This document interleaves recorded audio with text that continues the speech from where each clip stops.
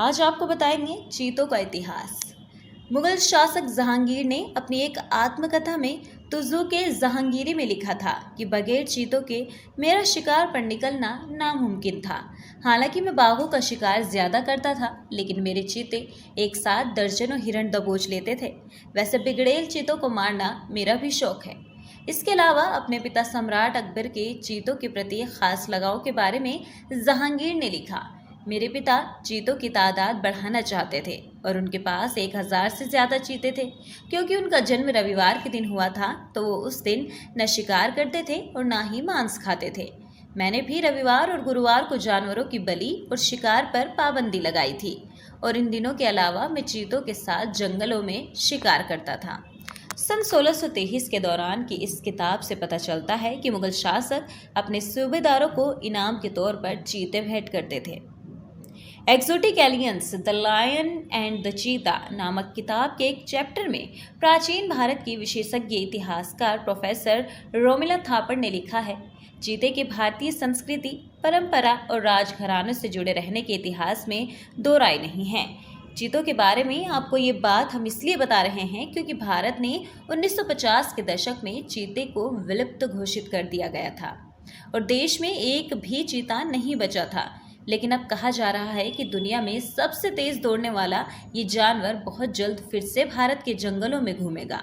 Africa से एक लंबी यात्रा तय करके करीब 16 चीते भारत पहुंचने वाले हैं, जिन्हें मध्य प्रदेश के 1.25 लाख हेक्टेयर क्षेत्रफल वाले कूनो नेशनल पार्क में छोड़ दिया जाएगा। इस परियोजना से जुड़े wild life institute of India के दीन यादवेंद्र देव झाला कहते हैं, ये काफ़ी उत्साहित करने वाली बात है, लेकिन ये चुनौतीपूर्ण भी है। विलुप्त जानवरों को वापस लाने की कोशिश में ये भारत की एक बड़ी कामयाबी है।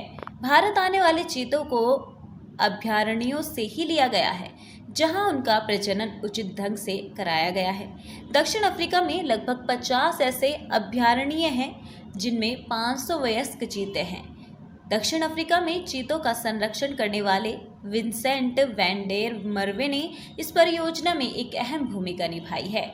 विंसेंट बताते हैं, इन चीतों को पकड़ने के लिए पशु चिकित्सकों ने हेलीकॉप्टर से डार्ट मारे हैं, क्योंकि कुछ चीते थोड़े ज्यादा आक्रामक हैं।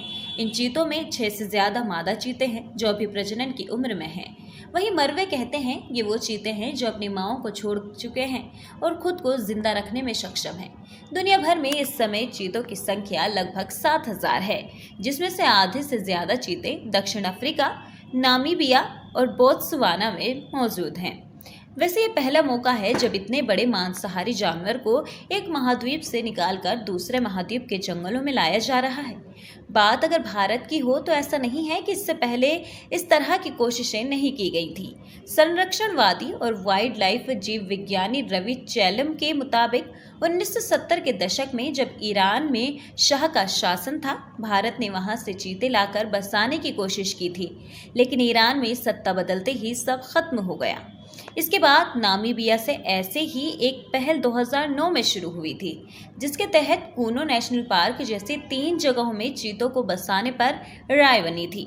एक बड़ी पहल 2010 में पर्यावरण मंत्री जयराम रमेश ने भी की थी, जिसके एक दशक के बाद 2020 में सुप्रीम कोर्ट ने भारत सरकार को चीतों को लाने की इजाज़त दी थी। कोर्ट ने राष्ट्रीय बाघ संरक्षण प्राधिकरण को चीतों की सुरक्षित तरीकों से बसाए जाने के लिए एक बेहतर स्थान ढूंढने के निर्देश दिए थे। जाहिर है, चीतों के आने की बात को लेकर खासा उत्साह भी है और जिज्ञासा भी कि क्या शेर चीतों के उनके अभयारण्यों से किसी दूसरे अभयारण्य में शिफ्ट होने का इतिहास है। बाघों पर लंबे समय से स्टडी करते आ रहे wild life film maker Ajay Suri ने बताया, बाघों को दूसरे अभयारण्यों से यहाँ लाकर बसाना संभव है, लेकिन जब तक ये हो न जाए इस बारे में ज्यादा अनुमान नहीं लगा सकते। उनका कहना है कि पिछले 2 दशकों से सारिस्का और पन्ना टाइगर रिजर्व में बाघ विलुप्त हो गए थे। फिर रणथंभौर और कान्हा के टाइगर रिजर्व से उन्हें यहाँ लाया गया। आज चारों जगह उनकी तादाद बढ़ रही है। पिछली शताब्दी में अमेरिका के येलोस्टोन नेशनल पार्क से ग्रे वुल्फ भेड़िए विलुप्त हो गए थे। एक बड़े रीलोकेशन कार्यक्रम के तहत उन्हें कनाडा से लाकर बसाया गया और वो दोबारा बस गए। विशेषज्ञ कहते हैं कि जंगली चीतों को एक जगह से दूसरी जगह ले जाना काफ़ी चुनौतीपूर्ण होता है, क्योंकि चीते इंसानों की नज़दीकी और पिंजड़ों की वजह से तनाव में आ जाते हैं। भारत आने वाले चीतों को एक लंबा सफ़र तय करना पड़ेगा। वो पहले एक कार्गो विमान में जोहान्सबर्ग से दिल्ली आएंगे। इसके बाद वो सड़क मार्ग और हेलीकॉप्टर के जरिए मध्य प्रदेश के कूनो नेशनल पार्क में पहुंचेंगे, जो उनका नया ठिकाना होगा। इन चीतों को जिस दिन विमान में चढ़ाया जाएगा उस दिन उन्हें बेहोशी का इंजेक्शन दिया जाएगा। इस विमान में चीतों के साथ साथ वन्यजीव विशेषज्ञ और जानवरों के एक डॉक्टर भी होंगे। पिंजड़ों में पहुंचने के बाद चीतों को एक एंटीडोट दिया जाएगा ताकि उन्हें जगाया जा सके, लेकिन इसके साथ ही उन्हें हल्की बेहोशी वाले इंजेक्शन भी दिए जाएंगे ताकि सफ़र के दौरान वो शांत रहें। भारत आने वाले चीतों के सामने कई चुनौतियां होंगी, लेकिन तेंदुआ एक बड़ी चुनौती है। तेंदुए, जिन्हें अंग्रेजी में लेपर्ड और कुछ जगहों पर गुलदार भी कहा जाता है, विशेषकर कूनो नेशनल पार्क में चीतों के बच्चों को मारकर उनकी आबादी सीमित कर सकते हैं। भारत आने वाले चीतों को शेरों, तेंदुओं, लक्कड़बागों और जंगली कुत्तों का सामना करना पड़ेगा। कूनो में उनका सामना स्लॉथ भालू, धारीदार लक्कड़बग्घे और भेड़ियों से होगा। भारत में उनके मुख्य शिकार के रूप में हिरण प्रजाति के जानवर जैसे सांभर और बारहसिंगा आदि होंगे। एक ज़माने में दुनिया के कई हिस्सों में पाए जाने वाले चीतों की बड़ी तादाद और उसके धीमे धीमे कम होने के प्रमाण इतिहास में भी दर्ज है। मशहूर इतिहासकार थीरे बुकवेट अपने शोध हंटिंग विद चीतास में लिखते हैं, चीते के शिकार के वाक्य और उसकी मौजूदगी के प्रमाण मध्यकालीन यूरोप के कई पहले से मिलते हैं। प्राचीन मिस्र के अभिलेखों से पता चलता है कि अफ्रीका के दक्षिण हिस्से से मंगाए गए चीतों को पालतू जानवर की तरह रखा जाता है। उधर 6वीं शताब्दी के चीन में तांग राजवंश का शासन था, जहां चीते शाही आन बान से जोड़कर देखे जाते थे। शेरों के परिवार में आने वाले सभी किस्मों से चीता एक ऐसा जानवर है जिसका प्रजनन एक बड़ा मसला रहता है, क्योंकि वो अपने पसंद के इलाकों में ही रहना पसंद करते हैं। जाने माने ट्रैवलर मार्को पोलो ने मध्य एशिया के दौरे में इस दौरान पर बात लिखा था।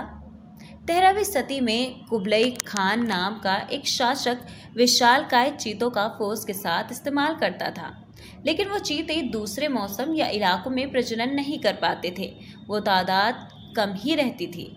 भारत में चीतों की विलुप्ति के 2 प्रमुख वजह बताई जाती हैं। पहली तो ये कि जानवरों के शिकार के लिए चीता को पालतू बनाया जाना बहुत आम था, जिसका जिक्र हम कर चुके हैं। दूसरी वजह ये थी कि कैद में रहने पर चीते प्रजनन नहीं करते। जाहिर है कि ये चुनौती अफ्रीका से लाए जाने वाले चीतों को लेकर भी रहेगी। प्रिटोरिया यूनिवर्सिटी में वन्यजीव चिकित्सा विशेषज्ञ एंड्रियन टोर्ड्रिफे कहते हैं, हम जानवरों को उनके परिचित माहौल से निकाल रहे हैं और उन्हें एक नए माहौल में ढालने में वक्त लगता है। ये भी सही है कि इस तरह दूसरी जगह ले जाए जाने के बाद चीतों के दूसरे मांसाहारी जानवरों की अपेक्षा जिंदा बचने की संभावनाएं कम होती हैं। लेकिन प्रोफेसर डॉर्ड्रिफ मालावी का उदाहरण देते हुए बताते हैं कि मलावी में भी चीते लाए गए थे और यहाँ 80% वयस्क चीते 1 साल बाद भी जिंदा हैं और उनकी आबादी अच्छी तरह फूल फल रही है। एक और चुनौती है जो वैसे तो जग जाहिर है, लेकिन उस पर बात कम होती है, वन्य जीवों के अवैध शिकार की। World wild fund and London की जियोलॉजिकल सोसाइटी की रिपोर्ट के अनुसार भारत अभी भी वन्य जीवों के शिकार का एक बड़ा गढ़ बना हुआ है। हाथी दांत, गेंडे के शिकार के अलावा बाघ और तेंदुए की खाल, उनकी हड्डी और शरीर के अन्य अंग अभी भी तस्करों को लुभाते हैं। Wild life film maker Ajay Suri ने चेताया कि इस योजना को अंजाम देना आसान नहीं, क्योंकि सरिस्का टाइगर रिजर्व में जब विलुप्त हुए बाघों को दोबारा लाया गया तो उनका पहला बैच अवैध शिकारियों के हाथ मारा गया। सूरी कहते हैं, एक और बड़ी समस्या रहेगी जानवरों मनुष्यों के बीच टकराव की, क्योंकि आमने सामने पड़ने वाली स्थिति में अक्सर जान जानवरों की जाती है, क्योंकि वो गलती से ही हैं या भूख मिटाने के लिए रिहायशी इलाकों में अक्सर भटक जाते हैं। आज भी देश के सैकड़ों हाथियों, तेंदुओं और गैंडों की मौत इसी के चलते होती है। भारत आने वाले चीतों को पुख्ता सुरक्षा देने के अलावा संरक्षणवादी और वाइल्ड लाइफ जीव विज्ञानी रविचेलम को लगता है भारत में अब चीतों पर एकाएक ध्यान देना न सिर्फ बहुत खर्चीला साबित होगा, बल्कि इससे शेरों और बाघों के बेहतर संरक्षण वाले प्रोजेक्ट्स से भी ध्यान बढ़ सकता है। आगे देखना होगा कि क्या चीते भारत में आएंगे। अगर आपको ये वीडियो पसंद आई हो तो चैनल को सब्सक्राइब करें, वीडियो को लाइक करें।